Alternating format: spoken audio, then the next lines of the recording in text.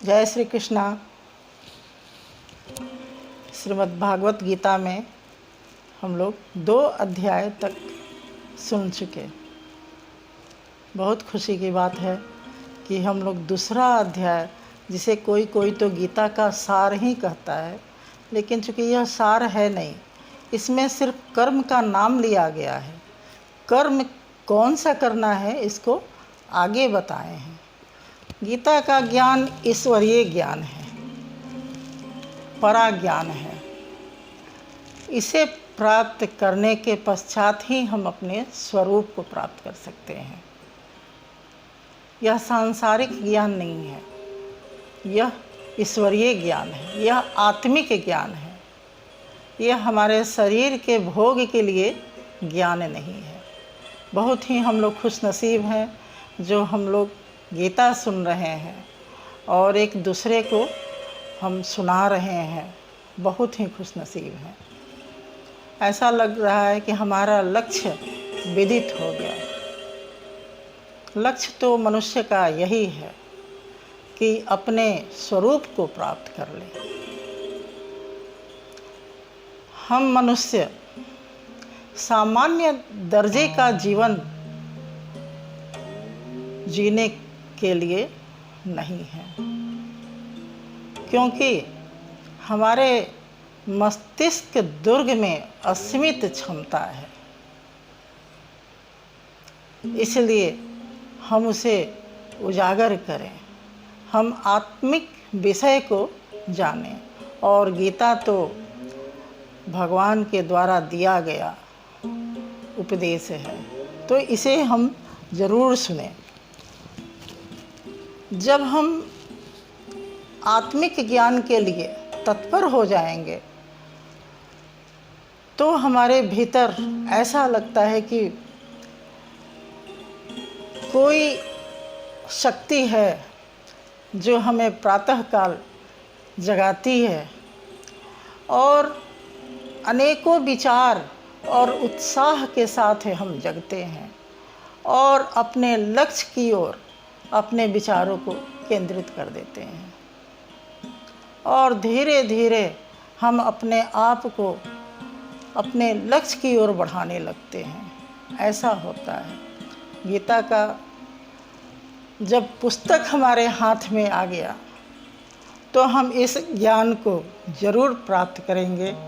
ऐसा विचार करके हम आगे बढ़ते जाते हैं।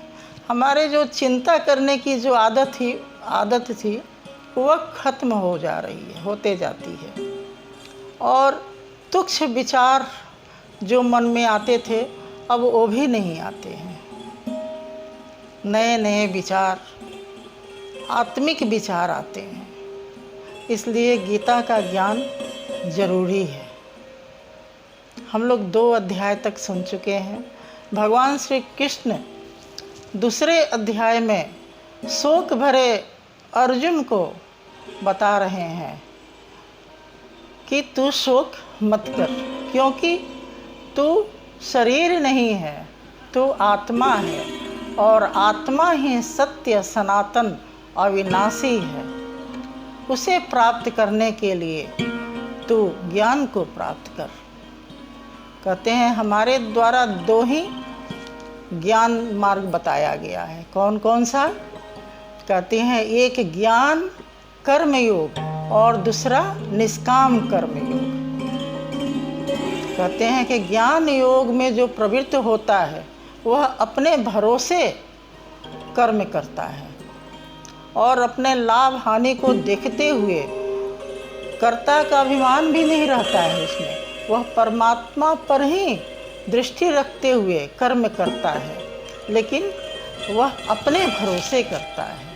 और जो निष्काम कर्म योग होता है वह अपने को भगवान को समर्पित कर देता है। अपने भरोसे नहीं बल्कि भगवान के भरोसे वह कर्म करता है और कर्म के फल को त्याग देता है। कर्म न करने की अश्रद्धा भी उसमें नहीं होनी चाहिए। कर्म फल की वासना वाला भी वह नहीं होता है।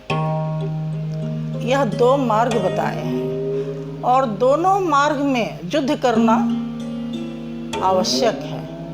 किससे युद्ध करना है? अपने ही आसुरी भाव से युद्ध करना है।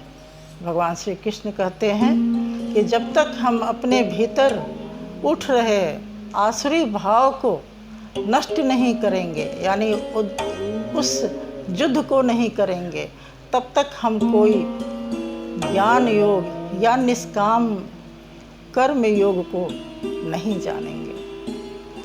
भगवान बहुत सारे उपदेश दिए गीता में, 72 श्लोक है गीता में। तो अर्जुन प्रश्न करते हैं, अच्छा ये बताइए कि जो स्थित प्रज्ञ होता है वह उसका लक्षण क्या होता है?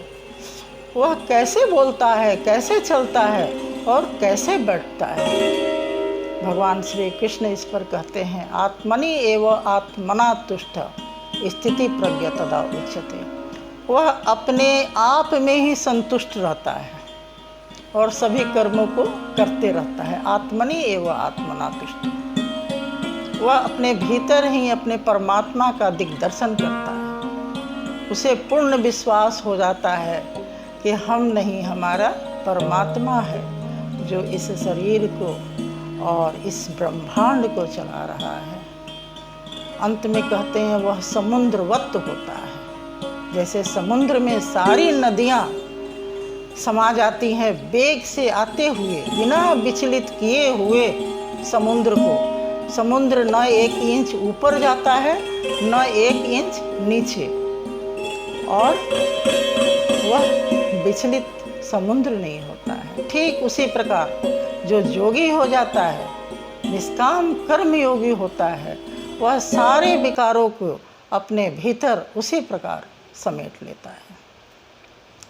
तीसरा अध्याय अब शुरू हो गया। तीसरे अध्याय में भगवान श्री कृष्ण से अर्जुन प्रश्न कर रहे हैं। कहते हैं, ज्यायसी चेत कर्मणि ते मता बुद्धि जनार्दन तत् किम कर्मणि घोरे माम नियोजयसी केशव। कहते हैं, हे जनार्दन, कहते हैं कि आप 2 प्रकार के कर्म बता रहे हैं। इसमें जो श्रेष्ठ है हे केशव, वह मुझको बतलाइए। मेरी बुद्धि मोहित हो रही है, क्योंकि जब ज्ञान मार्ग आपको सरल महसूस हो रहा है तो हमको इस निष्काम कर्म योग जो भयंकर है उसमें क्यों लगा रहे हैं? अर्जुन को यहाँ निष्काम कर्म योग भयंकर लग रहा है, क्योंकि इसमें फल की प्राप्ति नहीं होगी। किसी काल में भी फल की प्राप्ति नहीं होती है, क्योंकि कर्म का फल तो परमात्मा होता है। और अपने लाभ हानि को देखते हुए और परमात्मा को देखते हुए कर्तापन का अभिमान त्याग कर कर्म अपने भरोसे करना है, यह उनको सरल प्रतीत होता है। दूसरा श्लोक अर्जुन फिर कहते हैं, व्यामिश्रेण इय वाक्येन बुद्धि मोहसीय इव में तत् एकम बद निश्चित्ययेन श्रेय अहम आप्नुयाम। कहते हैं कि कहते हैं, हे भगवान, हे कृष्ण, ये मिश्रित भाव वाला, कभी आप कहते हैं कि ज्ञान मार्ग सरल है, कभी कहते हैं कि निष्काम कर्म योग सरल है।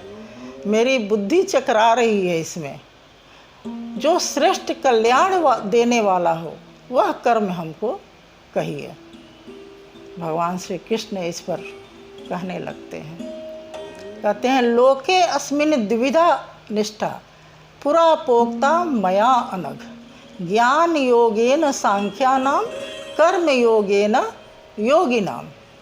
कहते हैं कि हे निष्पाप, यानी पाप नहीं करने वाले निष्पाप अर्जुन,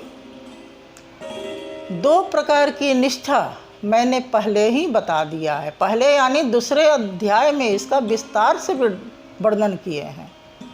ज्ञान योग, ज्ञान योगियों के लिए ज्ञान मार्ग और निष्काम कर्म योगियों के लिए कर्म मार्ग मैंने पहले ही बता दिया है।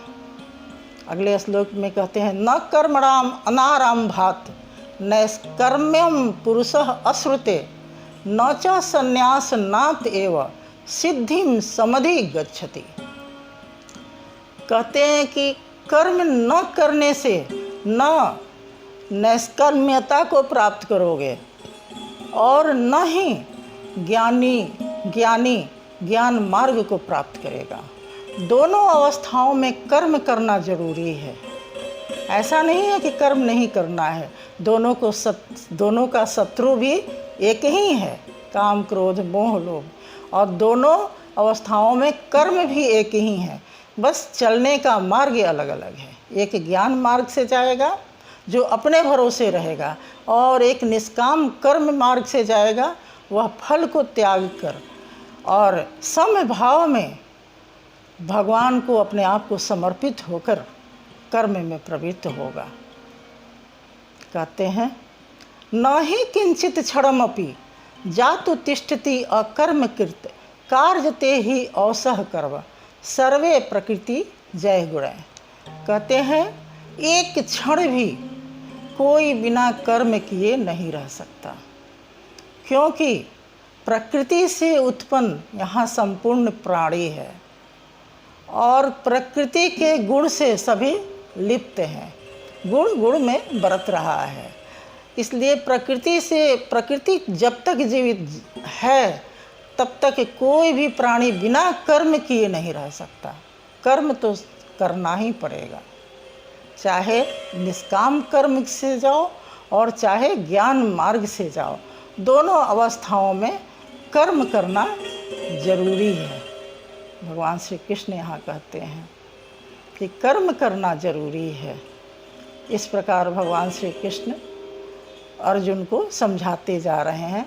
हम लोग भी ध्यानपूर्वक सुने और इस सुधा का पान करें। हरि ओम हरि ओम हरि ओम।